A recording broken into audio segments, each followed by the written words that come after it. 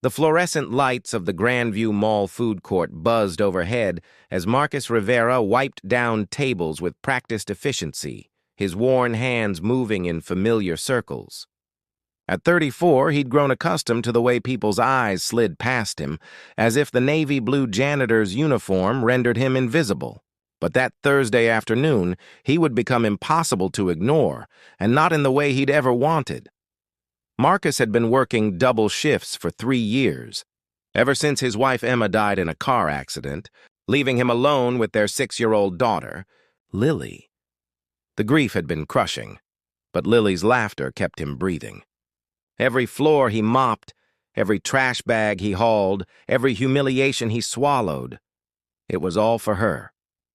For the stuffed animals that made her smile, for the second-hand books that transported her to magical worlds, for the school supplies that let her learn alongside kids whose parents never worried about the cost of crayons. On this particular day, Lily sat at a corner table doing her homework, her strawberry blonde pigtails bouncing as she worked through math problems. Marcus had picked her up early from school for a dentist appointment, and rather than pay for childcare he couldn't afford, he'd brought her to work. His supervisor had reluctantly agreed, warning him it couldn't become a habit. Everything changed when Lily knocked over her juice box. The red liquid spread across the white marble floor in a crimson pool, and Lily's eyes immediately filled with tears. "Daddy, I'm sorry. I'm so sorry." Marcus was there in seconds, kneeling beside her. Hey, it's okay, sweetheart. Accidents happen." He kissed her forehead and grabbed his mop, quickly working to clean the spill. That's when Brandon Sutherland arrived with his entourage. Brandon was a local real estate developer, the kind of man who wore his wealth like armor. Designer suit, Italian shoes, a watch that cost more than Marcus earned in a year. He was holding court with 3 business associates, their laughter echoing through the food court as they approached the spill. "Seriously?" Brandon's voice cut through the ambient noise. "Can't you control your kid? Some of us are trying to conduct business here." Marcus kept his head down, continuing to mop. "I apologize, sir. I'll have this cleaned up in just a moment." But Brandon wasn't finished. He turned to his companions, his voice deliberately loud. "This is exactly what's wrong with this country. People having kids they can't afford, bringing them to work like it's a daycare. No wonder he's pushing a mop at his age." The food court had gone quiet. Dozens of eyes turned toward them, some curious, some pitying, some carefully looking away. Marcus felt heat crawl up his neck, but he kept his focus on the floor. He'd learned long ago that responding only made things worse. Lily, however, had no such restraint. "My daddy works hard." Her small voice trembled but held fierce conviction. "He takes care of me all by himself because Mommy's in heaven." Brandon smirked. "Maybe Mommy had the right idea getting away from—" "That's enough." The new voice was female, crisp, and carried an authority that made Brandon's mouth snap shut. A woman in an elegant cream pantsuit stepped forward, her dark hair pulled back in a sleek ponytail. She couldn't have been more than 30, but she moved with the confidence of someone accustomed to commanding rooms. Marcus recognized her immediately. Everyone in the city did. Alexandra Chen, the youngest daughter of tech billionaire Robert Chen, whose company had revolutionized cloud computing. She was known for her philanthropy and her razor-sharp business acumen, having doubled her inheritance through strategic investments before turning 28. "Ms. Chen," Brandon's tone shifted to fawning obsequiousness. "I didn't see you there. I was just humiliating a working father in front of his daughter." Alexandra's eyes were cold. "I heard exactly what you were doing, Mr. Sutherland, and what you were about to say about his deceased wife." Brandon's face reddened. "I was just making an observation about workplace professionalism." "No, you were demonstrating a complete lack of character." Alexandra turned to Marcus, her expression softening. "I'm sorry you and your daughter had to experience that." Marcus finally looked up, stunned. Thank you, ma'am." Alexandra knelt beside Lily, who was still crying quietly. "What's your name, sweetheart?" "Lily," she whispered. "That's a beautiful name." "You know what, Lily? Your dad is a hero. Do you know why?" Lily shook her head. "Because he's working hard to take care of you, and that's the most important job in the world. Some people, She glanced meaningfully at Brandon.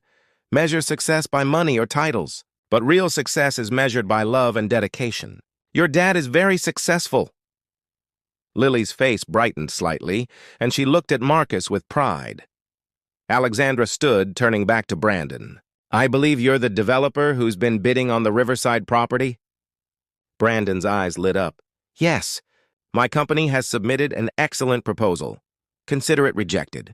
The Chen Foundation will be awarding that contract to builders who understand the value of community and human dignity. Brandon's face drained of color. Ms. Chen, please, let's not be hasty. I'm not being hasty. I'm being decisive. There's a difference. She pulled out her phone. Now, I suggest you leave before I decide to review every other contract your company has pending in this city. Brandon and his associates practically fled. The food court erupted in applause. Marcus stood there, mop in hand, feeling like he'd stepped into an alternate reality. Alexandra smiled at him. I didn't catch your name, Marcus. Marcus Rivera. Well, Marcus, I hope the rest of your day is better. Lily, you take care of your hero dad, okay? As she turned to leave, Marcus found his voice. Miss Chen, why did you do that? You didn't have to stand up for us. She paused, and for a moment, the polished businesswoman facade slipped, revealing something raw and real.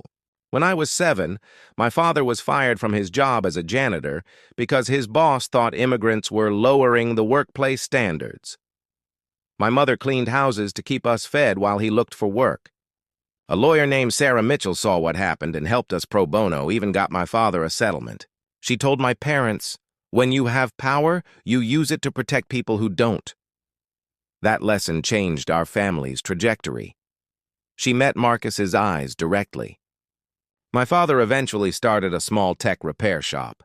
20 years later, it became Chen Technologies, but he never forgot where he came from, and neither have I. We all stand on someone else's shoulders. Over the following weeks, Marcus thought often about that day, but he thought it was over. A brief, shining moment that he'd carry with him as a reminder that kindness still existed in the world. Then his supervisor called him into the office. Rivera, I've got some news. The Chen Foundation is funding a new workforce development program. They want to offer scholarships to working parents to finish their education or get vocational training. They asked specifically if we had any employees who might benefit. His supervisor pushed a folder across the desk. Your name was mentioned. Marcus's hands trembled as he opened it. Full tuition scholarship to the local community college, plus a paid apprenticeship program in facility management, with flexible scheduling for single parents and a stipend for childcare. There's a personal note, his supervisor added, looking bemused. Marcus unfolded the letter.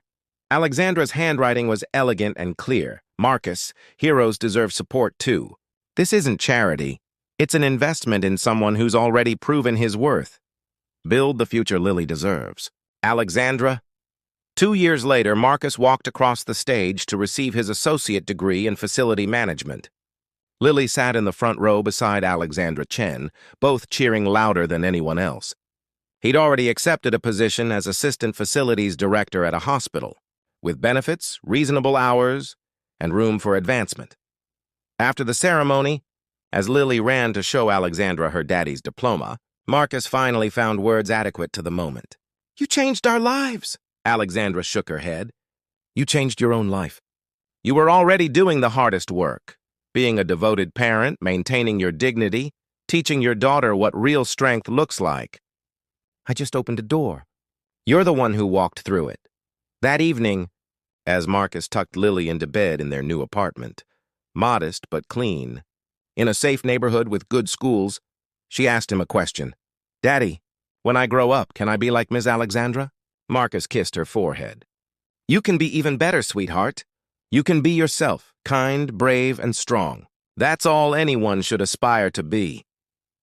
As he turned out the light, Marcus reflected on the strange trajectory that had brought them here. One moment of public humiliation had connected him with someone who understood that true wealth isn't measured in bank accounts, but in the lives you touch and the hands you lift up, in a world that too often values people by their job titles or bank balances.